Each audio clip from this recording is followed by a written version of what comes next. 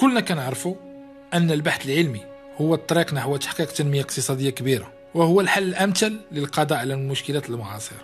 في المغرب كنملكوا الملايين من أشجار أركان، الدولة الوحيدة في العالم اللي كتملك هذه الثروة الهائلة.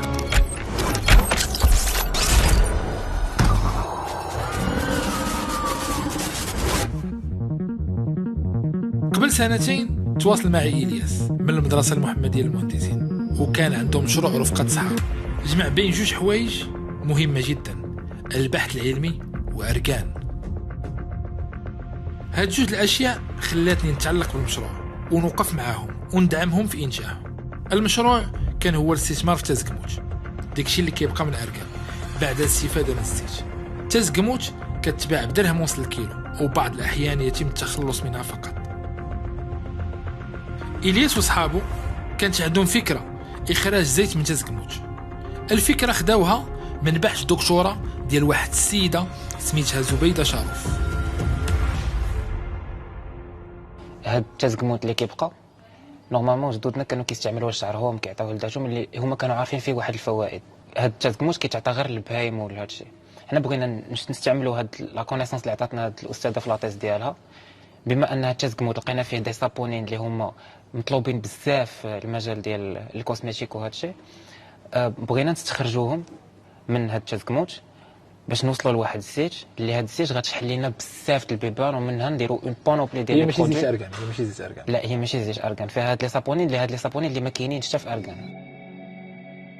البحث كيقول على أن تزكموت فيه نفس منافع أركان، وأنه بتقنيات يمكن استخراج زيت من تزكموت.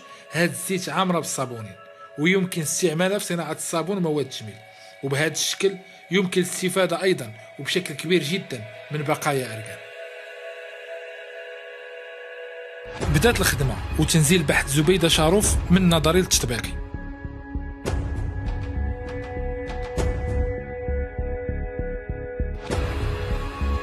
وبعد محاولات مختبرية كثيرة وبحوث دائمة وعمل متواصل دؤوب وإتقان في جميع المراحل، بداو كيقربوا الهدف ديالهم اللي غادي يخلينا نستافدوا أيضا من المخلفات اللي كانت كترمى أركان ونزيدوا نتمنوها حتى هي.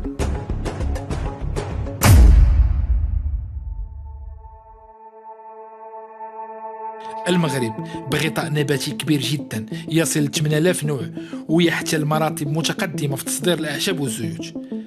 هذه الخدمة لو يتم الاستثمار في البحث العلمي قبل التصدير فستكون نتائج مذهلة جدا، راه ما يمكنش. وأخيرا الشباب نجحوا في استخلاص الزيت من تزكموت عامرة بالصابونين،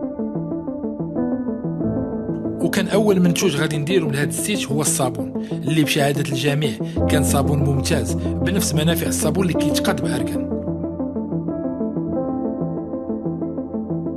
طيب عشان بغينا نديرو دي برودوي اخرين من غير الصابون. العام اللي فات كنا خرجنا لا ريجيون ديال أركان، وكنا لقينا بلي شحال هادي كاين واحد لا ميثود باش دير ان شامبوان غير ان كوب صغيور كتشريه كيتستعمل مره واحده في اون دوش اللي كتستعملو شامبوان كيغسل لك شعرك كامل. ملي تقاد المنتوج الاول شاركوا به الياس وصحابه في مسابقه اوناكتوس المغرب وخداو الرتبه الاولى، ثم تاهلوا لاناكتوس العالم اللي كانت في بورتوريكو ووصلوا للنصف النهائي. وفي كل مرحله من هذه المراحل كنت اتابع مع الياس والفريق ديالو وكنشوف هذه الخدمه العظيمه اللي كيديروا.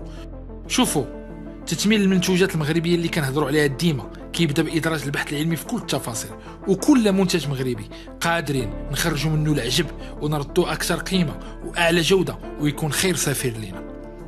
خاص فقط نخدموا عليه مزيان. اليوم بفضل الياس وصحابه القيمه ديال تزكموت تحولت من درهم ونص الكيلو الى الاضعاف بفضل البحث العلمي، والياس وصحابه بداو مرحله جديده وقادوا ستارت اب اللي غادي تختص فقط في تزكموت وتتمينه واللي عطاوها اسم تدفي. شباب، طريق البحث العلمي صعيبه وزوينه بزاف، وانا مأكد انكم قادرين على المسؤوليه.